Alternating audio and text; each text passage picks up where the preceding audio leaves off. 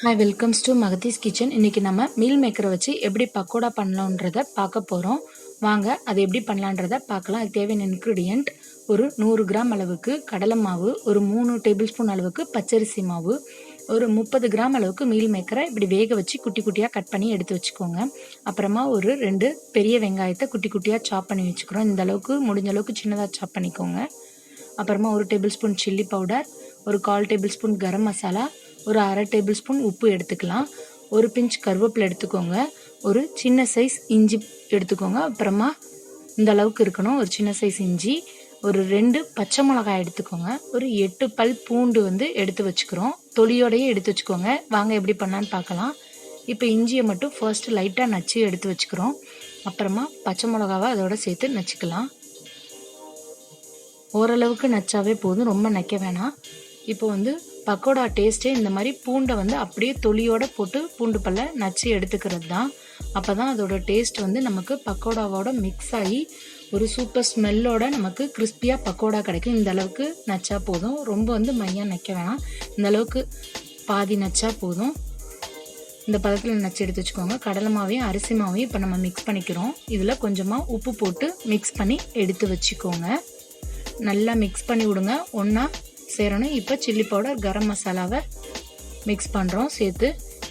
இப்போ நம்ம மாவு ரெடி பண்ணிக்கிட்டு இருக்கோம். ஸோ நம்ம எடுத்து வச்சுருக்கிறது எல்லாத்தையுமே ஒன்றா போட்டு மிக்ஸ் பண்ணி எடுத்துக்க போகிறோம். இப்போ இதில் கட் பண்ணிய ஆனியன், அதாவது குட்டி குட்டியாக சாப் பண்ணி எடுத்து வச்சோம்ல, அந்த ஆனியனை இதில் நம்ம சேர்த்துக்கலாம்.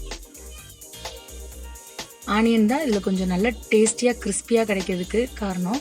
இப்போ நம்ம நச்சு எடுத்து வச்சுருக்கிற இஞ்சி, பூண்டு, அப்புறம் பச்சை மிளகா, கருவேப்பிலெல்லாம் போட்டுக்கிட்டோம். இதில் நம்ம மீல் மேக்கரையும் இதோட சேர்த்து ஆட் பண்ணி இப்போ நல்லா மிக்ஸ் பண்ணி விட்டுக்க போகிறோம். இதில் நம்ம ரொம்ப தண்ணியாக விட்டுறக்கூடாது. அதனால தான் நம்ம தெளித்து பண்ணிடணும். ரொம்ப தண்ணியானால் வடை மாதிரி ஆகிடும், நமக்கு கிறிஸ்பினஸ் கிடைக்காது. நம்ம நார்மலாகவே பக்கோடா எப்படின்னா லைட்டாக கெட்டியாக தான் பிணைஞ்சி வச்சுக்கணும். அப்போ தான் அந்த கிறிஸ்பினஸ் நமக்கு நல்லா கிடைக்கும். மாவை ஒன்று போல் ஈவனாக கோட் பண்ணி விட்டுக்கோங்க. நல்லா பிணைஞ்சி எடுத்துக்கோங்க, ஈவனாக இருக்கணும். பாருங்க, வெள்ளை வெள்ளையாக மாவு தெரியாத அளவுக்கு, நம்ம ஒயிட் இல்லாத அளவுக்கு நல்லா கெட்டியாக இந்த பதத்துக்கு நம்ம பிணைஞ்சி எடுத்து வச்சுக்கணும். இந்த மாதிரி கெட்டியாக இருக்கணும். அப்போ தான் நம்ம எண்ணெயில் போடும்போது நல்லா உதிரி உதிரியாக கிடைக்கும். இந்த அளவுக்கு நல்லா கெட்டியாக பிணைஞ்சி எடுத்து வச்சுக்கோங்க. இப்போது அடுப்பில் நம்ம கடாயை வச்சு எண்ணெயை கொஞ்சமாக ஹீட் பண்ணி எடுத்துக்கோங்க.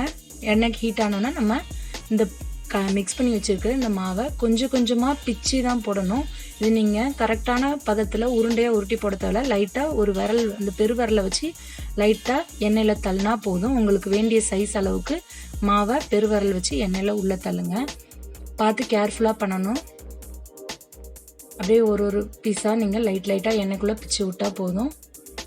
இந்த மாதிரி பிச்சு உள்ளே போடுங்க எண்ணெய்க்குள்ளே. மாவு அப்படியே கொஞ்சம் கொஞ்சமாக செட் ஆகிடும். எண்ணெயில் போட்டு பொரிஞ்சு கிறிஸ்பியான பக்கோடா நமக்கு ரெடி ஆகிடும். பாருங்கள், லைட்டாக வெந்ததுக்கப்புறம் தான் நீங்கள் கரண்டியை வச்சு லைட்டாக திருப்பி விடணும். இப்போ பாருங்கள், நம்ம பக்கோடா ரெடி ஆகிட்டுருக்கு. ஓரளவுக்கு லைட்டாக ப்ரௌன் கலரில் வந்தாலே எடுத்துடணும். ரொம்ப கருக விட்டுறக்கூடாது. அப்போ தான் நல்லா கிறிஸ்பியாக கிடைக்கும். பாருங்கள், இந்த மாதிரி இருக்கும்போது நீங்கள் எடுத்துடலாம். இவ்வளோ சூப்பராக வந்திருக்கு பார்த்துருக்கீங்களா? இந்த மாதிரி ப்ரௌன் கலரில் வரணும். இது ஒரு நல்ல ஸ்நாக்ஸ் ரெசிபி. நீங்கள் பூண்டை பாதியாக நச்சு போட்டதுனால இதோட ஸ்மெல்லும் சூப்பராக இருக்கும், பக்கோடாவும் கிறிஸ்பியாக இருக்கும். இது நல்லா ஈவினிங் டைமில் நம்ம டீக்கு ஸ்நாக்ஸாக சாப்பிட்றதுக்கு ரொம்பவே நல்லா இருக்கும். ஆப்டான ரெசிபி இது ஸ்நாக்ஸுக்கு. இந்த மாதிரி ட்ரை பண்ணி பாருங்கள். பார்த்துட்டு உங்கள் கமெண்ட்ஸ் எங்களுக்கு மறக்காமல் கீழே சொல்லுங்கள். பாருங்கள், இவ்வளோ சூப்பராக பக்கோடா வந்திருக்கா. இப்போ எப்படி பண்ணலான்றதை நான் காட்டுறேன். இங்கே பாருங்கள், இந்த மாதிரி கொஞ்சம் கொஞ்சமாக மாவை எடுத்து உள்ளே போட்டுக்கிறோம். கொஞ்சம் கேர்ஃபுல்லாக பண்ணணும்.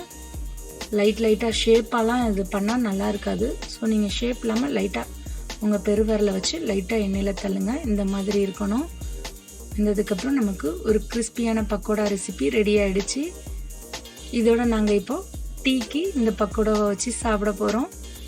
ரொம்பவே நல்லா இருக்கும். இந்த மாதிரி நீங்களும் ட்ரை பண்ணி பார்த்துட்டு எப்படி வந்திருக்குன்னு எங்களுக்கு கமெண்ட்டில் சொல்கிறீங்களா? பாருங்கள் எவ்வளோ கிறிஸ்பியாக சவுண்ட் கேட்குதா? இந்த மாதிரி கிறிஸ்பினஸோடு இருந்தால் தான் பக்கோடா டேஸ்ட் நல்லாயிருக்கும். சூப்பரான பக்கோடா, கிறிஸ்பியான பக்கோடா ரெடி ஆயிடுச்சு. சூப்பர். இந்த வீடியோ உங்களுக்கு பிடிச்சிருந்தா லைக் பண்ணுங்கள், ஷேர் பண்ணுங்கள், கமெண்ட் பண்ணுங்கள். அப்படியே எங்கள் சேனலை சப்ஸ்கிரைப் பண்ணுங்கள். பக்கத்தில் உள்ள பெல் ஐக்கானை கிளிக் பண்ணிங்கன்னா நாங்கள் போடுற வீடியோ உங்களுக்கு உடனுக்குடனே நோட்டிஃபிகேஷனில் கிடைக்கும்.